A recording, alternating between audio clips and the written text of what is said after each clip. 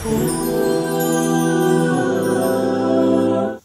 الله زوجلال برای قدر فرشته او یکی از البته که همه در اطراف ما و شما شاهد هستند. سوره زلزله در الله زوجلال بیان میکند در همون دوام آیت یوم ازین تحدث اخبارها، یعنی زمین فرد روز قیامت اخبارات در نزد پروردگار میتن.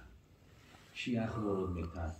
که همه مردک همه آدم در خانه برادر شرف جان نشسته بودن، این همه جای نشستگی شهادت میتن، نشسته بودن سخن خدا و پیغمبر را گوش میکردن، از چی؟ از سخن الله ذوالجلال پیغمبر سخن میکردن، از دین و از شریعت سخن میکردن، همه چی هست که عمل صالح میکردن. یا جایی هست که خبر میته شهادت میته که همون پرچه زمین که در بالای من زنا کرد، در بالای من عرق خورد، در بالای من نشمندی کرد، در بالای من مثلا که تهمت بهتان کرد، در بالای من دروغ گفت، در بالای من مثلا که تهمت کرد دیگر یوم ازین تحدث اخبارها. برای چی اخبار میته زمین اخبارات میته هر جا؟ بیان ربک او حالها، و خاطری که الله با او چی است رخصت داده است و همین خبر دادن. ولی فقیه ها میگن که در نماز وقتی که مثلا نمیخفتن هم که باشه فرض خونده کم ترکی طرف سند کم ترکی طرف بیتر جلتر مقصد که ایواز کنی بهتر خوبتر است. حجتشون چی است؟ هر پرچه زمین وقتی که جای عبادت شهادت میگذار باشه، پس هر کجا که نماز زیاد بخونی زیاد شاهداش هم بهتر است. برای در مسجد جا گرفتن مکروه است. یک جا را خاص کنی برای تکیه کردن یا یک جا را خاص کنی همه جای ما بیا یک کسی دیگر را ازش به جا کنی مکروه است. همین جا گرفتن مکروه است. پس چی است که هر کجا که مثلا عبادت زیاد کردی شاهدای تو در زمین زیادتر میشوند. ببین زمین شاهد است. خب کرامان کاتبین یعلمون ما تفعلون، میدونن که بنده چیکار میکنن، اینا شاهد هستند. الله ذوالجلال در سوره مبارکه یاسین بیان میکند یوم ازین الیوم نختم علی افواههم و تکلمنا ایدیهم و تشهد ارجلهم بما کانوا یکسبون. خداوند بیان میکند که در روز قیامت نختم علی افواههم، بر دهانها مهر زده میشود، دیگه دهانو گپ نمیزنن، دهانو تکلم کرده نمیتونن. نختم علی افواه و تکلمنا ایدی، دستو شما سخن میکنن، دست گوید دزدیدم، این دست شهادت میده که من چخیل دزدی کردم، این دست شهادت میده که چخیل مهنت حلال کردم، این دست شهادت میده که من دست چی از علما و بزرگا را قپیدم، این دست شهادت میده که تنه یک نامحرم قپید. همین دست همه عمل کردگیشه در روز قیامت شهادت میده. نختم علی افواههم و تکلمنا ایدیهم و تشهد ارجلهم بما کانوا یکسبون. خداوند میگه و شهادت میده پاهای شما با اون چیزی که کسب کردن در دنیا.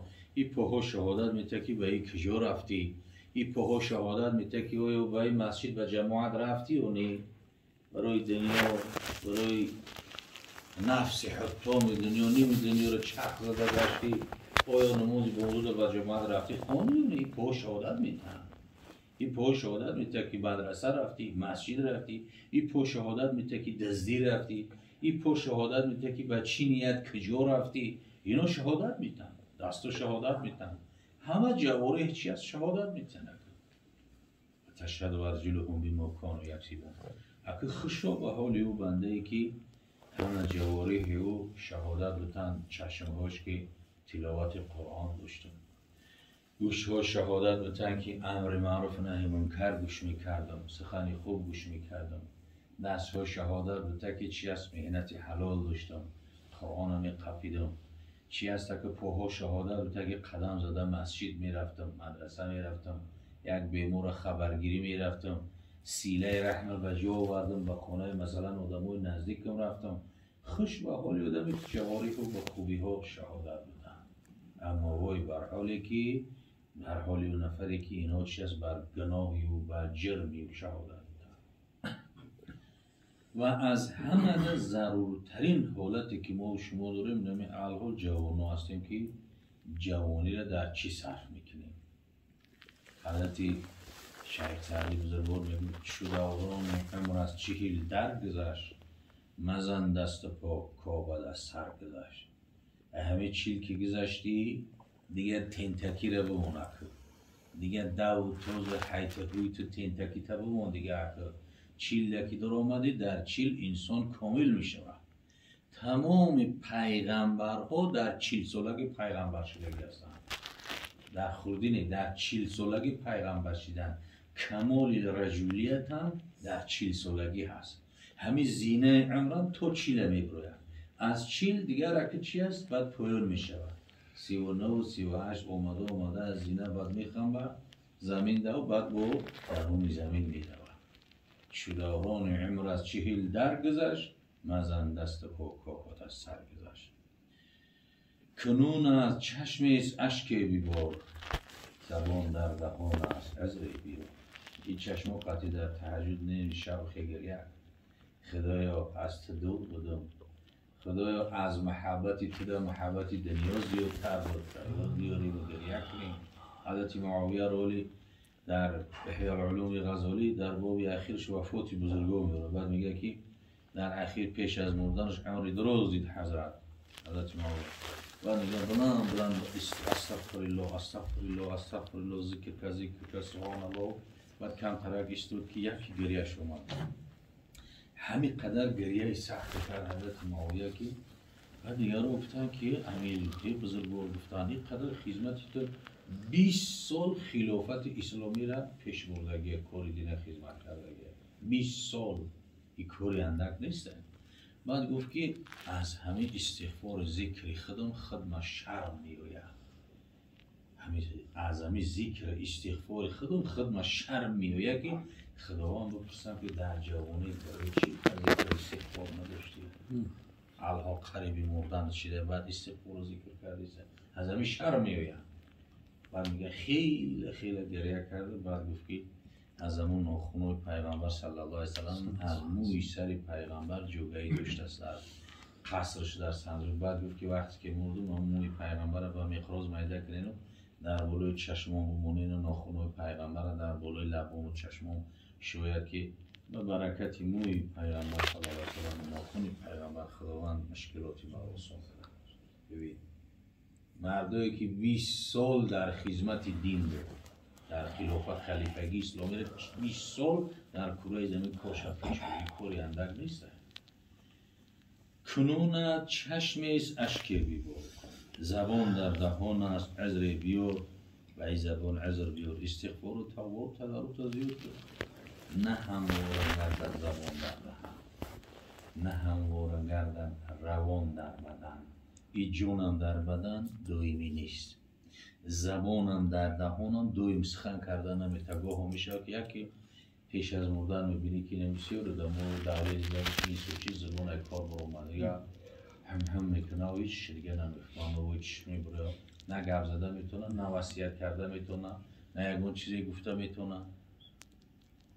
نه همواره گردد زبان در دهان، نه همواره گردد روان در بدن. بعد میگه غنیمت شمار این گرامی نفس که بیمار قیمت ندارد. یعنی قفس هر چقدر از طلا زرندود کرده شده باشه، اگر طلا کاری باشه و درونش یگون کوگه، یگون مثلا که صعبه، یگون کنری که یگون توتیه نداشته باشه هیچی معنی نداره. یک قفس خوری انا همین روحی ما و شما وقتی که از این قفس میدارم. قفس چیه؟ قفس این همین خون و پوست و گوشت و زرده و روح در درونیه. وقتی که از قفس مر کی برآمد کی بیمار قیمت ندارد. قفس چی میگیم؟ تیسر برای بشوه، تیز کفانه بگیرید، تیسر بشوه که تیز جنوزه کنید، وقتی مردمان نگیرید دهی گرمی وقتی تیز برای تای خوکش کنید. برای چی؟ وقتی که مر بی روح کی برآمد دیگه قفس هیچ قدر قیمت ندارد. غنیمت شمار این گرامی نفس که بیمار قیمت ندارد. مکن عمر ضایع به افسوس حیف که فرصت غنیمت است و الوقت سیف. عمر به بیهودگی و گپی بیهوده و به کور بیهوده و به دویده و بیهوده میگن که عمر ضایع به افسوس حیف که فرصت غنیمت است و وقت سعی. فرصت غنیمت است، همین فرصت هایی که خداوند ما و شما رو داده. وقت و مثل شمشیر برونه، همین شمشیر تیز، همین تیغه ببین چی خیلی که یک مثلا روان مسخره یک شمشیر همین تکی بیبرش دومشه، همین وقت همین تمیگذره. یعنی چودی نروزه ما بودک بودیم بچه که یوش دنیا ریشو سفید شدیه دندونویا تایت غلطیدی سه ریشو سفید چیزی کتاب دیگه عینک میمونی میخونیم دیگه چی هست که میده نقص و پیدا شدن میگیرن. اگه حرکت داشته باشیم که همین امری که فرصتی که خداوند جل جلاله به شما عطا کرده است در طاعت بودت در عمل صرف کنیم. الله عزوجلال خدا در شرف امری صحت و خداوند در بدن نیکی هایی کرده ایستاده است. خداوند هزارها و میلیون ها برابر دیگر خداوند نعمت و شرطها بفرماید. آمین. اسمت خودش نگهبانش باشد. آمین. و مثل این برادر همه برادرای مسلمانی که در هر کجای دنیا هستن که یک مسلمان را کمک کرده میتونه خداوند در پناه اسمت خودش نگهبانش باشد. و الله عزوجلال گذشتگیش رحمت مغفرت کنه، برادروش در پناه اسمت خودش پروردگار نگهبان باشه و اهل جماع ما را پروردگار توفیق، هدایت، سربلندی دنیا و آخرت و تنصیحتی نصیب بده.